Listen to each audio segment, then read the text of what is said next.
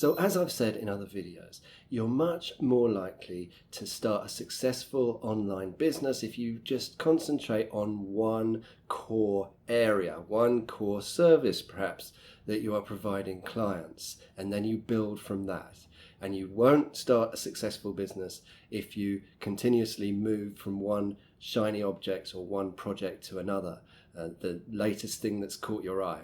So we know about concentrating on that core, but also we know about diversifying from that core or pivoting or going into other interesting areas. And we know about growing the business. Of course, you've got to grow the business, and you'll want to grow the business. And a lot of business people and entrepreneurs will tell you the only way to build a business is to create a team, to build a team of freelancers or permanent staff that work on your business for you, so you have more time to do more important tasks. And this is true. But I have spent a lot of time outsourcing, and there is a skill to outsourcing. Trust me, there's a right way and a wrong way of doing it, and we'll get onto that soon. But I've got to tell you that it is trial and error a little bit. So you will find at first you get freelancers doing work for you, and half the time you'll blame the freelancer. You'll say, this guy or this lady just didn't understand what I told them. Trust me, it's not their fault, it's yours.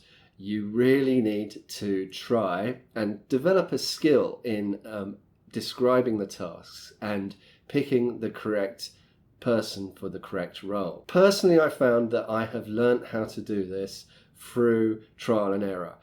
There are books on it, you can look into it, but I can't say that the books have taught me anything more than I've learnt just using Upwork or freelancer.com. A lot of people use Fiverr.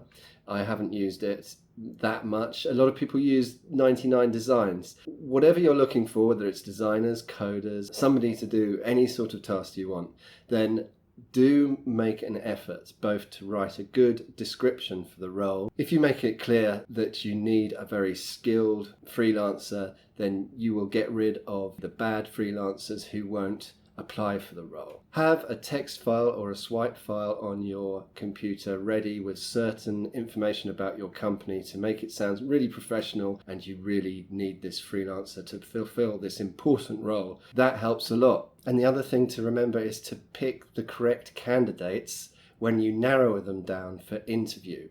So you look through their applications seriously, see what they've written, see if they've answered your questions correctly, see if they've got the right background, see what their reviews have been, what other people have said about them in the past, and then hone them down to a few, and then you can get in touch with them and then hone them down to just the one person who you want to hire to do the tasks. So I've found a lot of success with outsourcing design tasks. I find that's the easiest, probably because that's something that I used to do. I have done for so long, 20 years, so I really know what I'm talking about. I really find it easy to outsource design because I can do that job if I wanted to. So I'm very good at noticing the problems maybe before they start. I'm also quite good at outsourcing web design, and writing is another one which I used to find very difficult, but I now outsource that successfully as well. I've got to say a word about price. If you pay more, you'll get better freelancers. That's an obvious thing to say, but when you're just starting out, you tend to want to go for the cheap ones, which may work for the tasks with very little skill involved, but usually you should pay more money or the correct rate. There's no such thing as a correct rate, but you should pay in the mid-range, you'll see, or mid to high range, and then you'll generally get someone who's a lot better at the job. So we've talked about the application process, we've talked about getting the correct people for the correct jobs when it's a very skilled and technical job. However, there is another side to outsourcing that's very important, and that's the role of the VA, or the virtual assistant. Now, this isn't very technical. On the face of it, you would think Well, they don't need to be good at coding, they don't need to be good at design or any of these very difficult disciplines. But they do have to be very good at organization. Their English has to be very good. They have to understand your business. And you'll actually find that the VA role, or I have found the VA role actually quite difficult to outsource, quite difficult to find good candidates for. And the reason for that is it's such an important role within your business. You really want to give it to the right person. Now, I was talking to Darren Rouse. He's got a very successful blog called problogger.net that I've been reading, and I've been following him for many years. Very successful blogger. He actually makes more money from a photography site, and he has a huge full-time team. When I talked to him last year, I think he said he had about 6 or 7 full-time staff working for him. And he would say that the best way to recruit was within his community. I thought this was very interesting. So he's a blogger. So he recruited from maybe the people who left comments on his blog, or the people who had contacted him because of his blog. That's what he meant by his community. Maybe people he knew on social media as well. That's where he got the best results in recruitment. So there's another thing for you to think about. Do you know the correct person already for the VA role or for any other role?